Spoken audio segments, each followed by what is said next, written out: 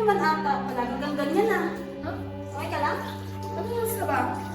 1 PM na ba? Tara, lunch na tayo. Sige, tara.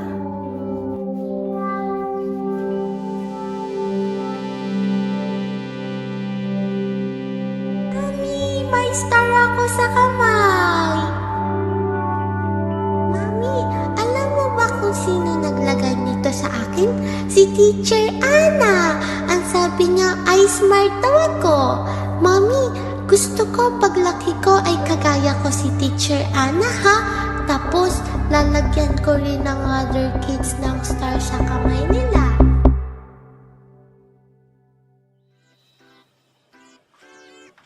Uy, alam niyo ba yung facial ko kanina? Kung ano nangyari. Hindi nakakainis. Tanong ng Facebook account ko.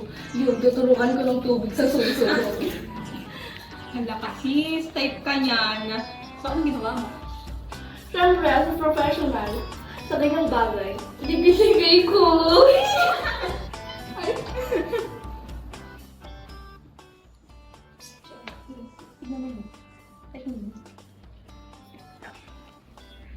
Hoy, bakla. Ba't ang tahimik mo? Kaya nga, kanina ko pa yan tinatanong, hindi naman sumasagot. Ha? Ayos lang ako. Pagod lang siguro to.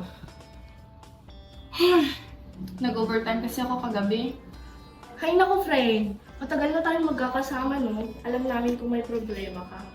At saka magsabi ka lang sa amin, para ka namang pagod. Kaya nga, Ano ba kayo? Wala lang to, no? Ganito na lang. Dahil pare-pareho naman tayo ng out later. Labas na lang kaya tayo para makabawi ako sa inyo. Perfect ka dyan! Basta libre mo ha, doon tayo sa park. Yan ang gusto ko. Tayo ng pogi.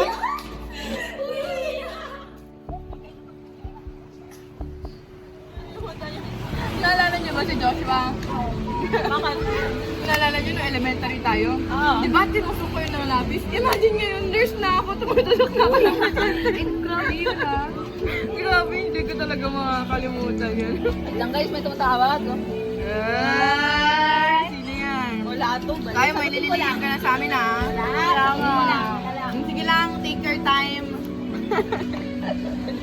Uy, talaga yun. Nanililihan masyado yun. Basta ha. Bahid lang. Hayaan mo yun, lagi naman tayong maaga kahit anong ano. Guys, punta na pala ako. May emergency sa bahay. Teka, tingin mo na ng size bago umalis. Bye! Sana ako. Bye-bye! Ingat ka ha. Bye-bye! love you! Ingat ka! Uwi na lang din ako. Gabi na din eh. Sabagay, maaga pa tayo bukas eh. Sige, mauna na ako. Sige, bye-bye. Pero after ko pupunta pa ako sa 7-Eleven eh. Sige. Bye-bye! Ako na pa, last bite na ako. Bye-bye!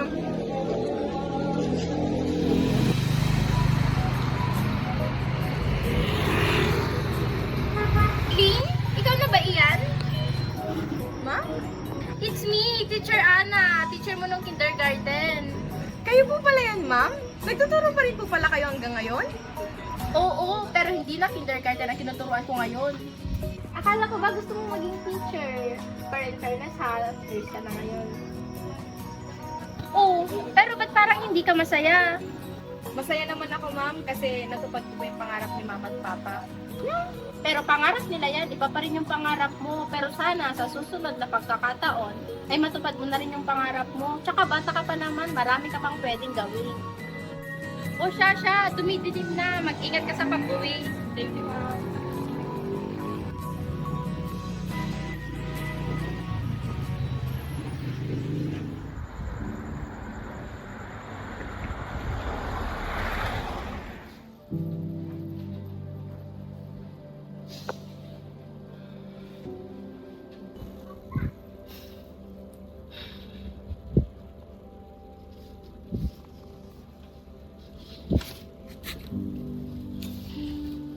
Ay ba? Hirap pala, no? Nagawa ko na yung pangarap mo sa akin. Sana nandito ka pa. Proud ka kaya sa akin? I miss you pa. Sana nandito ka pa sa tabi namin kay mama, no? Para madali lang maging masaya sa lahat ng to. Kung buhay ka pa, bibigyan mo kaya ako ng chance na gawin naman yung gusto ko? Minsan na nga lang kami mag-usap kay mama eh, kasi palagi akong night shift. I miss you pa. Good night.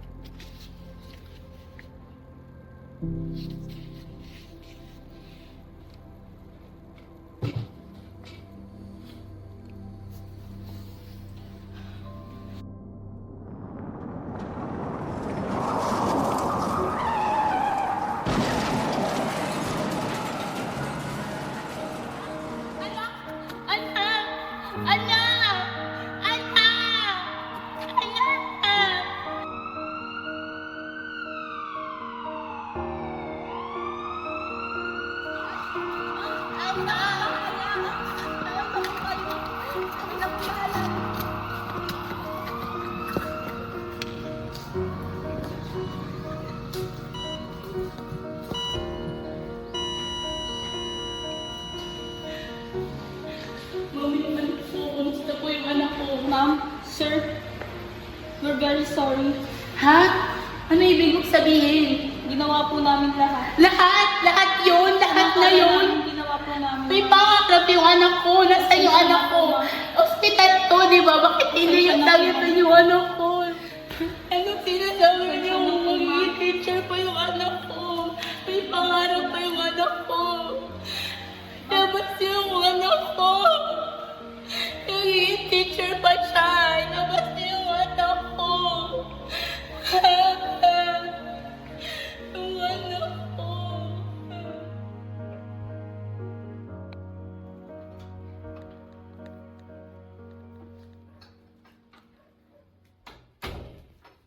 Ling? Kamusta ang araw mo? May alak ka. Lasing ka ba? Ako, ma? Lasing? Matulog ka na, ma. Ang gabi na po. Ling! Anong ginagawa mo? Nagpapariwala ka na ba? Porkit ba may narating ka na? Baka nakakalimutan mo? Isusumbat mo sa akin? Hindi ba kayo may gusto kay Papa nito? Kaya wag na wag niyong sisisihin kung bakit hirap na hirap ako kasi kayo yung may kasalanan nito! Anak, sorry. Hindi ko sinasadya.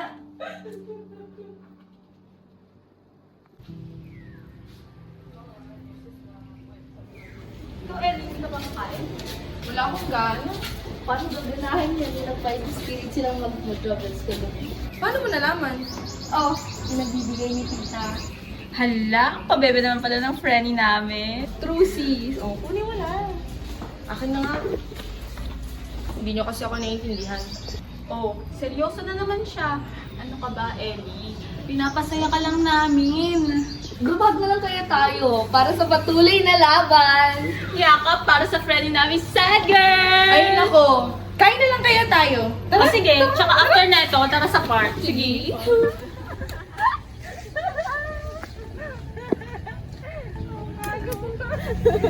Ang presko talaga dito, no? Sabi sa inyo eh, at ang dami pang po. Uy, tignan mo yun. Hala. Ang pogi! Ha? Sabi mo? Yung pagkain, kako, ang sarap. Tapos parang ang bango-bango pa niya. Te, yung lalaki yung sinasabi namin. Ngayon mo yung violet. Ay, Yung pagkain na sinasabi nakikita ko, mo. hindi, bahala kayo dyan. Basta ako, bibili ako. Bahala kayo dyan. Tignan mo nga kasi. Ang gwapo-gwapo. Picture mo. Picture mo. Para na pinag-Facebook. Shit, ang laki. Ang laki ng biceps niya. Stock natin, dali. Baka mahanap mo. Alam mo pangalan? Anong 20 pesos nga pong pandesal? Ang cute-cute nyo naman po. Kayo rin po. Mabait. Ano, pabili pong pandesal? Ah, yes ma'am. Pag bumili po kayo nito, lalo po kayo sa sexy. Manong, paano si sexy? Carbs yan eh. Si ma'am naman, hindi mo biro. Manong naman. Sige, pabili ko ako pang 30 pesos.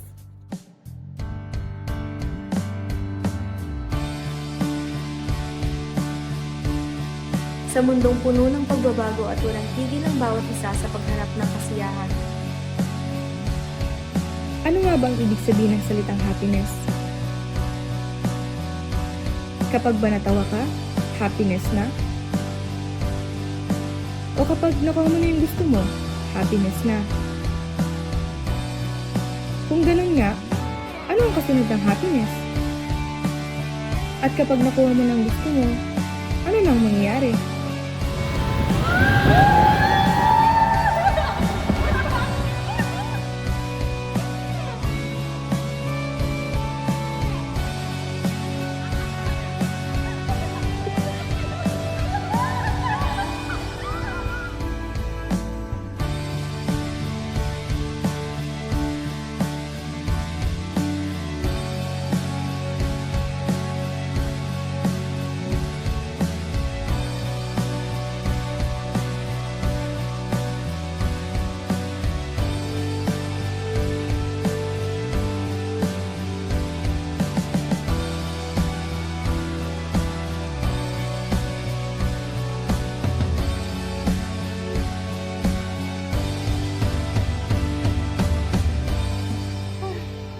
Grabe sis, ang saya. Oo nga, tsaka deserve naman natin to eh. Buti sa mama ka Elena. Sa ating tatlo, ikaw may pinang kakailangan nito. Alam nyo ba? Ang saya ko kaya ngayon. Talagang kayo na naman yung kasama ko ha. Kaya maraming salamat talaga sa inyo. Siyempre naman, sino ba naman ang magtutulungan kundi tayo lang? Kaya nga, parang kaibigan na rin turing ko sa inyo. Kaibigan lang talaga kami. Kapatid, bakit? Total, nandito na rin naman tayo. May gusto rin ako sabihin sa inyo eh. Matagal ko na rin namang tinatago sa inyo to. Gusto ko sanang sabihin na... Magiging na tayo! Oo, naman to! Hindi yun! Ano? Baliw. Hindi. Pala, gusto ko na kasing iwan ng medical field. Eh, seryoso ka ba, Ellie? Oo nga. Wait. Hindi ko gets. Ano? Hindi. Mula bata kasi ako, hindi ko naman gusto yung pag-nurse na yun eh. Tsaka hindi ko naman yan pangarap. Tsaka gusto ko talagang magturo. Yun talaga yung gusto ko. Kaya sana, ngayon, pipiliin ko naman yung sarili ko. Mag-aaral ka ulit. Siguro kukuha na lang ako ng units, no? Teaching units, ganun. Pero makapagturo ako para matupad ko naman yung gusto ko. Hindi yung puro gusto ng iba. Group hug na lang tayo. Tama ka dyan. Bago tayo maghiwa-hiwalay, sulitin na natin tong gantong oras. Kaya, buti na lang pinili natin dito talaga mag-bonding. Sabi ko sa inyo, maganda rin.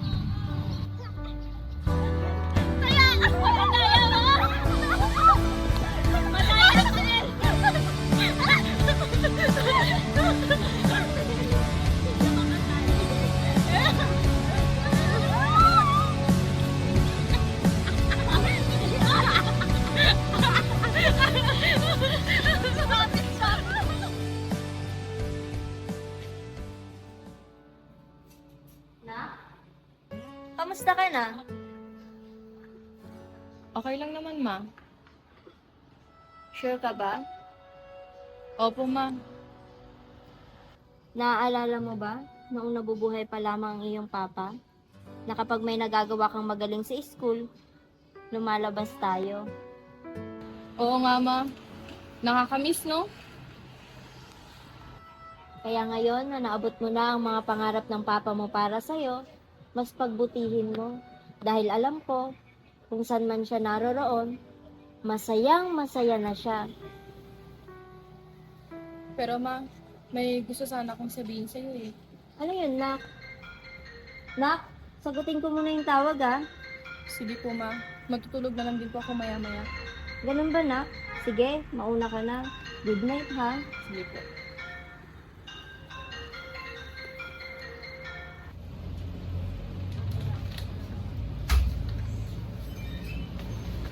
Oh, Tita Dayan? O, Joanne! Uy, tita, kamusta ka na po? Si Elaine? Si Elaine? Bakit mo tinatanong sa akin? Di ba magkasama kayo araw-araw sa trabaho? Ala, tita, hindi niya pa po ba nasabi sa inyo? Di ba po, naasikaso na niya yung papers niya kasi magre-resign na siya. Naiingit nga ako sa inyong dalawa eh. Napakaswerte talaga ni Elaine. Ay, sige na din po, tita. Ingat po kayo sa pag-uwi. Ikaw rin, Iha. Sige po.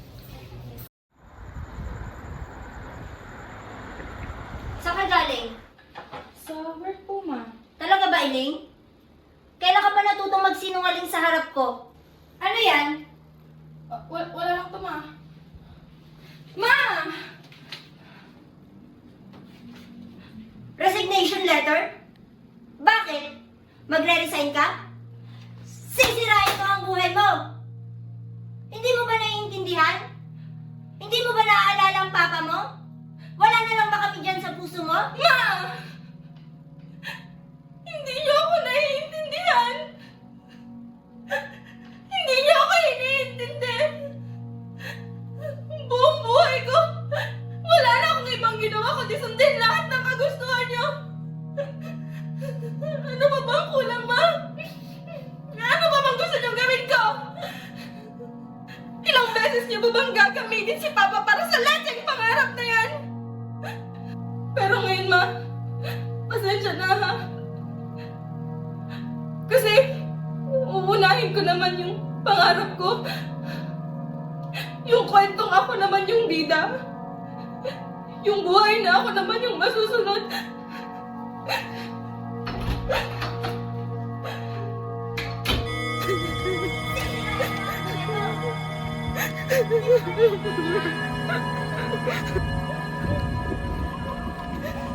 Maganda ako! Alam mo bang kulang? Pwede ba ako naman?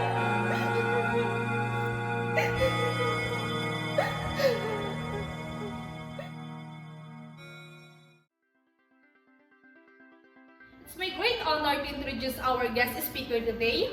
Our speaker is actually a person who needs no introduction since she is well known in our field as one of our greatest innovators. Let us welcome our dearest guest speaker, Miss Elaine R. Viernes.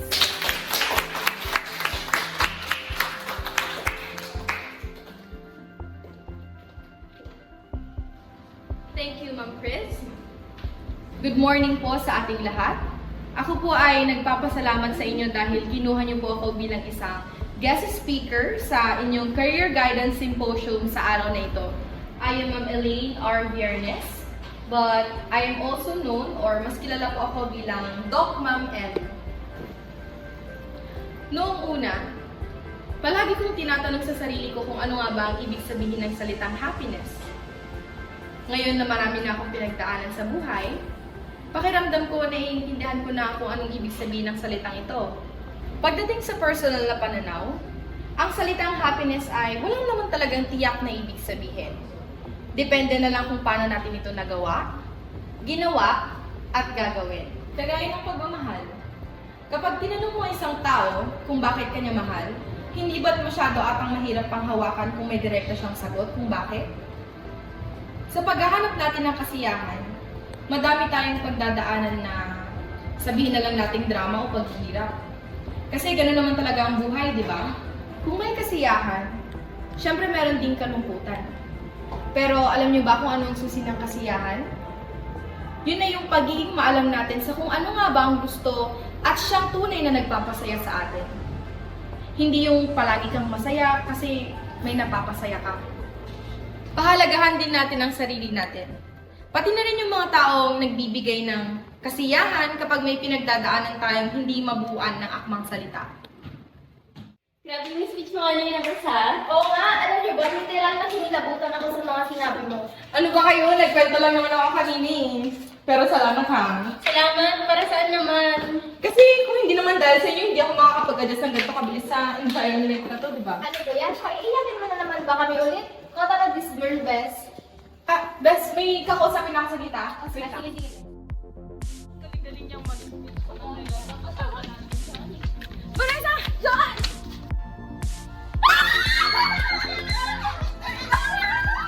Kamusta na kayo? Nakakamiss ka! Kaya yung mas overproud kami sa'yo!